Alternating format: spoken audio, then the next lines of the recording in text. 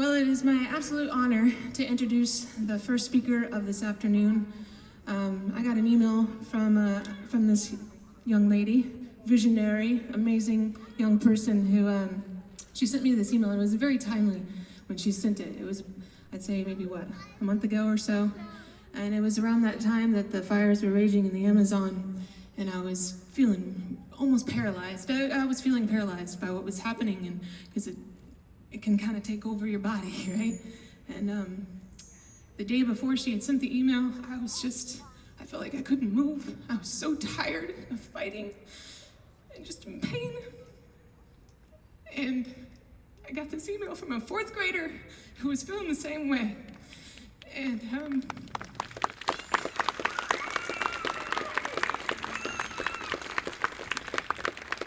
that changed my perspective. Because we can't be paralyzed right now. We cannot stop fighting. This is not the time to do that, right? We've got to take our breaks and come back into the fight. So anyway, I am so grateful that she sent that email and that she invited us to be a part of this, because this is right up my alley. So please welcome Emma Winters. I am Emma Winter. I am a fourth grader at Grant Elementary, and I have some amazing friends there that actually have supported me the whole way. I have friends actually in the front row: Olive, Brooklyn, and Marin. My brother, he's awesome, and my parents. They're all amazing people who have helped me every step of the way. And it's been a lifelong journey for me. It's been life-changing, and I feel that it's been amazing. And the whole way, I have amazing teachers, amazing friends that believe in me, and that really helped me when I wanted to do this.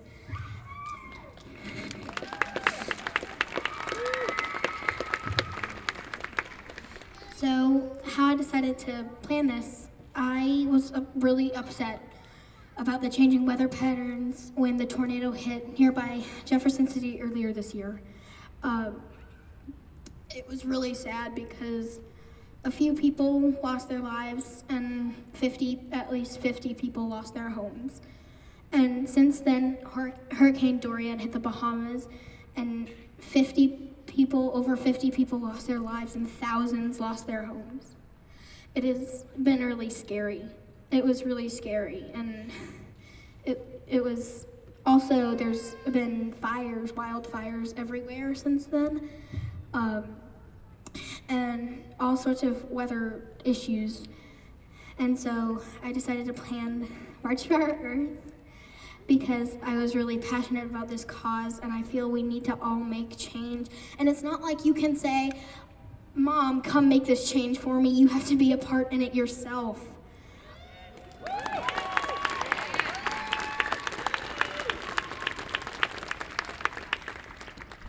And my current teacher, he could not make it today. And everybody that I know has been very supportive this whole time, and I thank you guys so much. I don't think you have any idea how much I thank you guys. It's been life-changing. My grandparents, my parents, my sibling, Jonathan, he's right down here. My mom, Jenny, she's in the front row. My grandparents and my uncle are in the back row. And my uncle and my cousin are back there, and my aunt.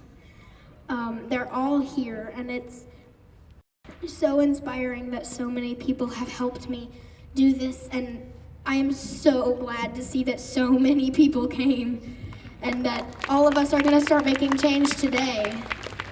I would like to introduce Kylan Craig. He's 10 years old. He's a fifth grader at Locust Street Elementary, and he's got some things to talk about. Yeah, I'm Kylan. I'd just like to say something before I start. Me and my family are huge National Park fans. We go there every year, so yeah, my speech has a little bit of that, so yeah, I'll get started. We're all here for a reason, right? We're here to save our plants, to save our animals, to save our Earth. Well, if we don't act soon, there may not be many plants or animals left to save. For example, Glacier National Park says if the current trends continue, in 2030, there will be no more active glaciers. It will also impact all of Glacier National Park's wildlife, flooding some of the lakes, etc. And don't forget about polar bears. Because of global warming, they're getting closer to extinction. Because of all of this, future generations will have totally different experiences, and all the world will have changed a lot. So join me and all the people who made this possible and help save our Earth. Thank you. As Carolyn said, I'm M. Wakefield, and I want you all to imagine a world where entire towns, cities, and cultures become no more, having instead been doomed to a watery grave. Imagine a world where killer hurricanes and storms become the norm instead of freak disaster. Now imagine that these scenarios aren't just part of our imagination and become real. Imagine it's the future we're forced to live under. The truth is, you don't have to imagine, because this future is coming at us at the speed of a bullet. This bullet is our current climate crisis, and it's putting us all in grave danger. From rising seas to toxic air, not only is it going to hurt the entire planet, the reason this is all happening is because of us.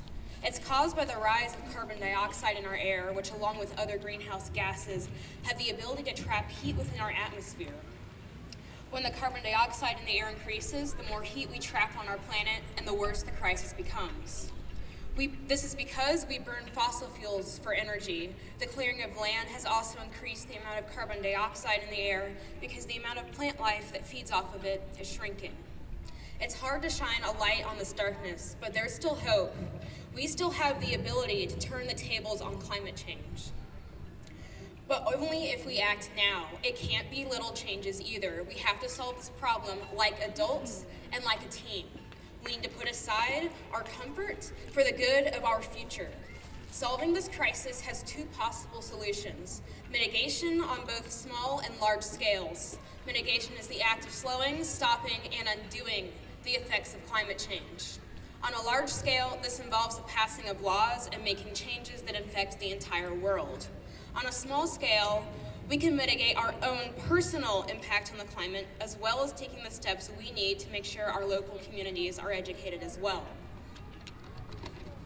The following is a list of 9 decisions you can make to reduce your annual production of carbon dioxide. 1. Change your lights to compact fluorescent light bulbs. This saves around 150 pounds of carbon dioxide. 2. Change your methods of transportation. Making the decision to walk, bike, use public transit, and carpool saves about 1 pound of carbon dioxide for every mile you aren't driving. 3. Recycle. You can save 2,400 pounds of carbon dioxide by recycling just half of your household's waste. 4. Keep your tires inflated properly. This sounds a little weird, but this improves your gas mileage by about 3%. Every gallon of gas you save keeps about 20 pounds of carbon dioxide out of the air. 5. Reduce your use of hot water. Take shorter and colder showers, I know, that sucks, and wash your clothes in cooler water as well. This saves over 500 pounds of carbon dioxide. 6. Be conscious of the packaging and what you buy. You can save 1,200 pounds of carbon dioxide if you reduce your garbage waste by just 10%. 7. Change your thermostat. Moving it down by just 2 degrees in the winter and up 2 degrees in the summer saves 2,000 pounds of carbon dioxide. 8. Plant trees and support organizations that plant trees. A single tree absorbs about 1 ton of carbon dioxide over its lifetime. And 9. Turn off your electronics when you're not using them. The simple action of turning your TV, computer, etc. when not in use will save thousands of pounds of carbon dioxide and a lot of money. Also, turn off the lights in your rooms you're not currently using. On sunny days, keep the lights on and let the sunlight coming in from windows light the room instead. Another key role that we can play in the fight for our planet is advocacy by spreading awareness on how to fight climate change and writing to both your local and larger scale politicians to urge them to make changes to improve the climate. support politicians and laws that are against coal and oil, and research candidates to make sure they are actually advocating for the betterment of our planet and not just joining in on the marches for attention. Joining in on climate marches and strikes, doing your research, and spreading information and not being afraid to stand up, be loud, and get the attention of lawmakers is vital to securing a future where we are able to stop climate change. However, as the little people of the world, there's only so much we can do.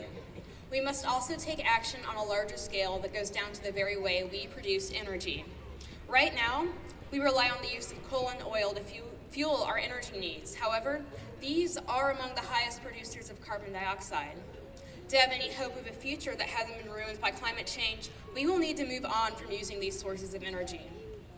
There is also only a finite amount of coal and oil in the world, while a majority of clean energy is renewable in some way. There are 4 forms of energy that hold the key to our ability to keep up with our need for energy, while at the same time slowing down the amount of carbon dioxide we release into the air. The main form of energy that we must use is nuclear power, which is pretty controversial, but it's the future, and here's why. It releases less greenhouse gases than other forms of energy. These gases have actually decreased by nearly half now that nuclear energy is more popular. It has little effect on the natural world because it doesn't discharge gases, and there's also no negative impact on water or land from the use of nuclear power.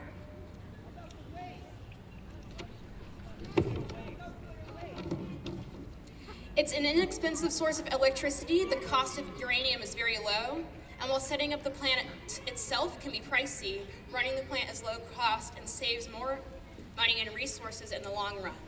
Nuclear power has a long-lasting supply of fuel, is accessible, environmentally friendly. If we want to pack on carbon dioxide, we need to go from using fossil fuels to nuclear energy. Furthermore, more forms of clean energy include solar, wind, and hydroelectric power. With these 4 powerhouses of energy in use together, we have the ability to turn the tides on climate change. Hope is not lost, and the time is nigh to band together as one and take back our planet. Our very future is at stake, but we have the power to put an end to the climate crisis. We just need the willpower, drive, and teamwork to put an end to this danger. Because just imagine a world where our air is clean and we don't fear for our future. A world where we realize the effects of our actions and took action. It doesn't have to be our imagination, because to quote Helen Keller, alone we can do so little, but together we can do so much. We all need to make these great strides towards a cleaner future, not just a handful of us. We can do this, and we need to do it together, as one and now, and prove once more just how capable and just how far we as human beings have come. Thank you. All right, we're gonna finish with this is a tune called "We Are the Future," and I believe the lyrics are in the handouts that were handed out. So if you have them, feel free to sing along if you like.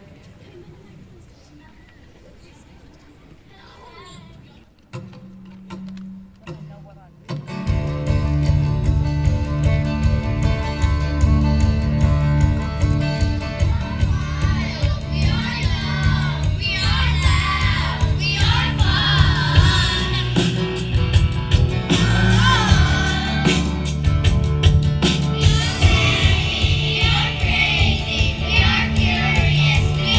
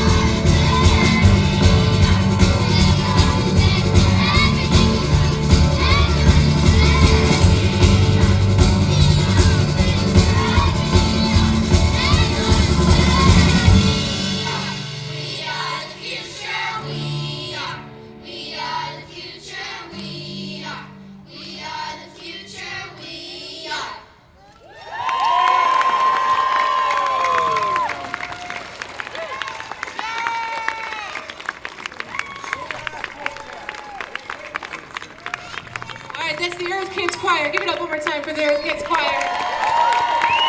They are the future, and I think the future is in good hands. All right, we're gonna march now. Our Kids Choir is gonna lead the way. So why don't you all head off stage right there, and then everybody else follow the kids. And we'll go marching. Thank you.